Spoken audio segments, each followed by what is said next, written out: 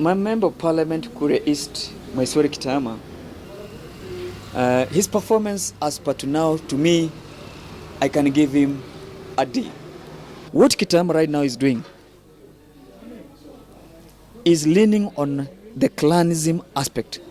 I like his vocal, and I wish that vocal of him, that vocal that he could really put that energy in the parliament where he was elected to be.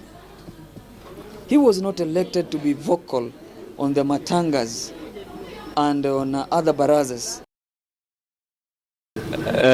My name is Kemege Tyson Gabriel. I'm a resident of MP Kuria East sub-county, Kuria East constituency, Migori County. I'm an aspirant, come 2022 for Member of Parliament Kuria East. This is the aspiration or the dream I've been having for long, since when I was a student.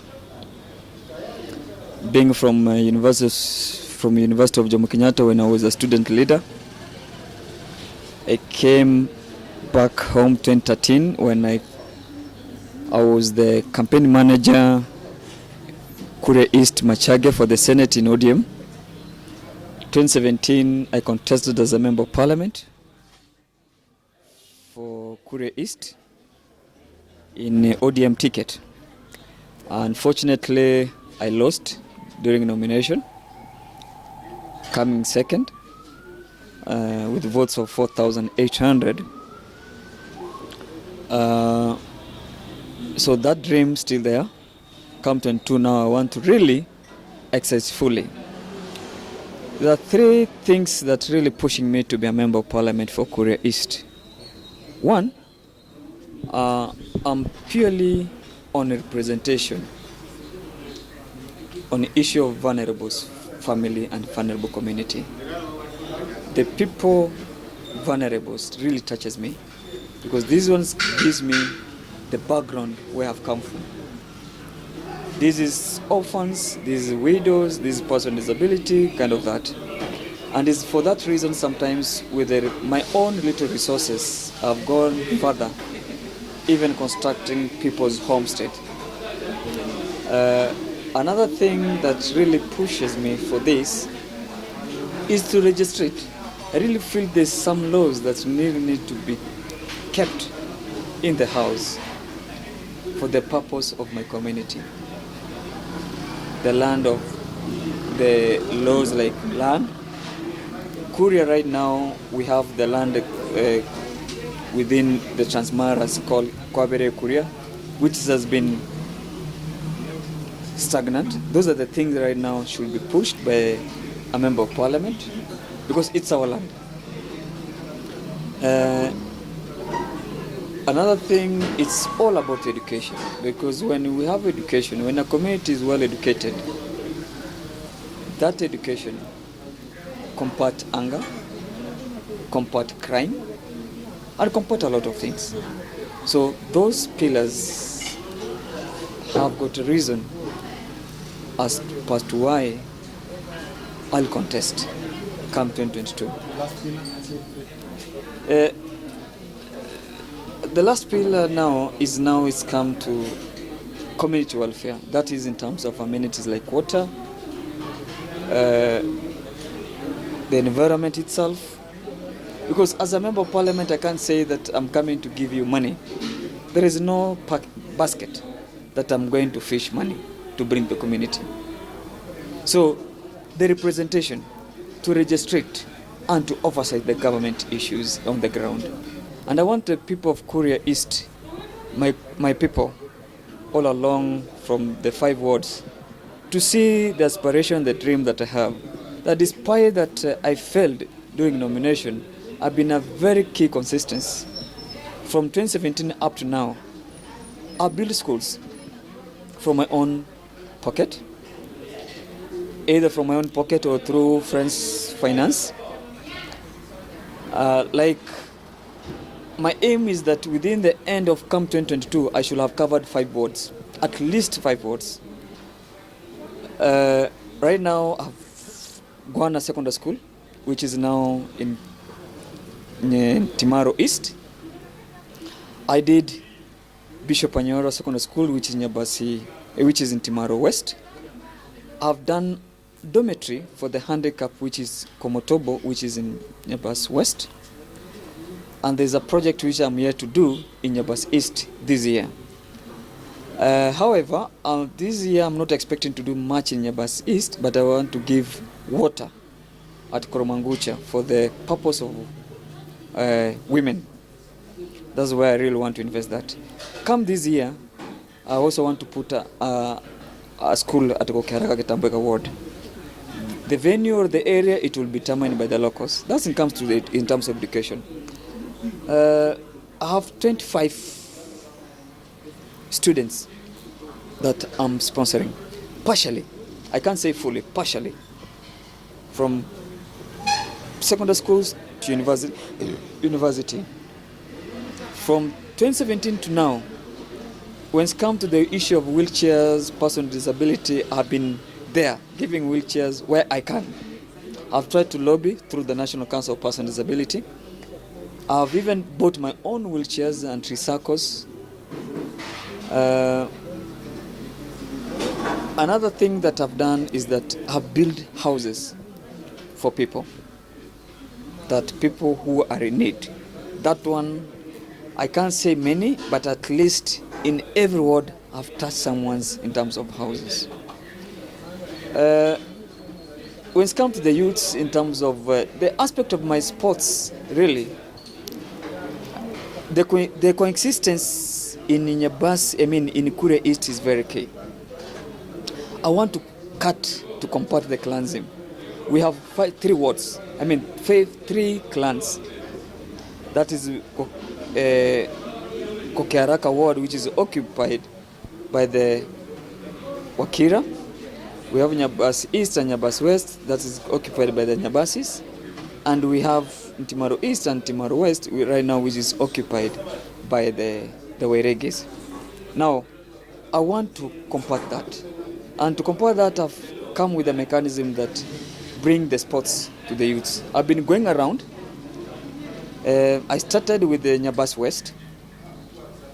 That was 2019. 2022, I covered Nyabasi East. This year, my tournament will be at Kokiaraka ward. Next year, I'll combine Wairege and Nyabasi which will be on May, or actually will be April. So I'm going for election. Come 2022, I've covered all 5 wards. I've touched youths in terms of sports. All the clubs have felt my important in terms of bringing them together. I want, like now, I'm transporting the youth from Timaro to Kokiaraka. Let them also feel that Kokiaraka, or the people from Kokiaraka, there are people like them. There's no clan. For them to come to Timaro, come 2022, let them feel common Timaro people are people, not clan in terms of clan. That's hatred. Where does it come from? So those are the things. Member of Parliament Kuria East Maisori Kitayama, who is also a very good friend of mine. And it's good that you have said that really, yes, I've been a very key critic to Kitayama. His performance as per to now, to me, I can give him a D. In a way that when a member of parliament is being elected, the 3 pillars that I have mentioned earlier, Kitayama has let us down. He doesn't represent the people of Kuria East. He doesn't do the oversight in terms of the government projects. Rather than, he's the one who oversights himself the projects. And he's not there because when you're not representing us in the parliament, doesn't mean you're not registering the laws, the bylaws. So the report as per to Mzalendo, how they gave a member of parliament not being in the parliament to represent our grievances. It tells us that he was elected just to heckling on the on Matanga's funerals. As a member of parliament, Kitayama, regardless of what, with nowadays with the globalization and with technology, wherever you are, be either you are on bed sick, be either you are in your house or in the kitchen cooking, you can do Zooming. We saw other MPs, in terms of HD MPs, do Zoom meeting to represent their people. In terms of percentage, Kitayama really, not that I like his vocal, and I wish that vocal of him, that vocal that he could really put that energy in the parliament where he was elected to be. He was not elected to be vocal on the Matangas and on other barazas.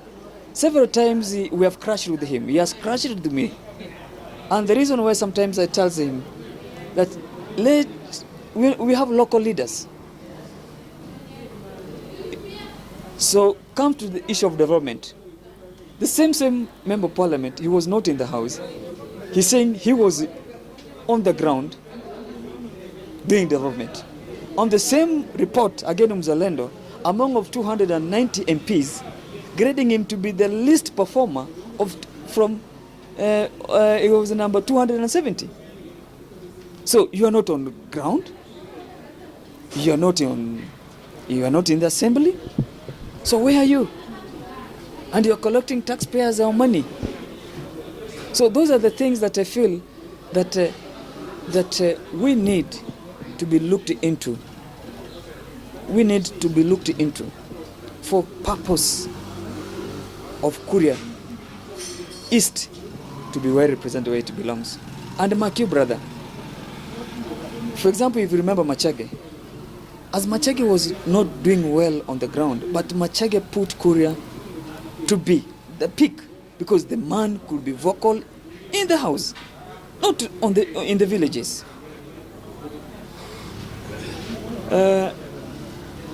However, I really want to say this, and this is my own view.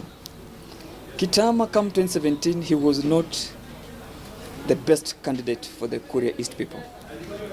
It reaches a point where people says there's no option, and the clan arithmetics, because where he came from is the only the MP who contested, and happened time he had been appointed by Ruto to be a director in pipeline. The reason why I'm saying that he has not been the best choice for the people, just see the time that Kitayama started contested as a member of parliament, the years back. He has never ever got more than 500 votes for those many years. For those many years, I think the first time I think he got maybe 200 votes. He came, then he got 300. Maybe the third time he has never aspired to that 1,000 votes. And this is Kemege Tyson, who I contested once, and I went to the nomination. And anyone politician who understands the nomination and election, nomination is the hardest contest ever. And being my first ever, I happened to merge 4,800 votes. What does that tell you? That being the first, my first time of contesting, I got 4,800. And I want to urge my people of Kuria East that the 4,800 that's still constant. Now what I'm going to do is now to add, to triple the votes and to come their member of parliament come 2022. I've said as a member of parliament, when you're being elected from the 5 wards, you are a leader for all people. The Kokearaka, the Ntimaro, and the Kuria East sub-county. This aspect of segregation and disasventing other wards as a member of parliament should not be tolerated. What Kitayama right now is doing is leaning on the clanism aspect. The people of Keraka that have been left orphan, there's no any project that Kitayama has ever come up with in Keraka through the CDF, apart from the project that the pipeline had put as a school in Keraka ward. Come to Ntimaru, there is no any project for Kitayama from the CDF up to date that is standing in Ntimaru sub-county, apart from renovating and removing classrooms and painting. Now, if you saw just last week, there was 3 projects, very strong adverts that CDF advertised. Putting a KMTC block, where? Kigonga, which is in Kuria East sub-county. Putting a boarding school at Nyamutiro, which is in Kuria East sub-county. And another thing, which just shortly, just for purpose of clarification, the law court at Kuria East, which is Kigonga. Those 3 projects are all in sub-county. My friend, are you bringing equity to the people of Kuria East, or you're bringing segregation and hatred? Because one thing that brings the hatred in terms of the clansism, like where I come from, is distribution of resources. Let's have resources equally distributed in 5 wards. I want the people from Kokeharaka ward to have their share. I want the people of Ntimaru sub-county to have their share. And I want the people from Nyabas West to have their share. And one thing I'm promising the people from Kuria East, come 2022, if I happen to be elected, as much I'm considering in terms of vulnerables, but it will be equally distributed without a segregation, without having clansism per se, so that we can speak one language as a family, as a leader of Kuria East, not as a leader of one clan. Thank you.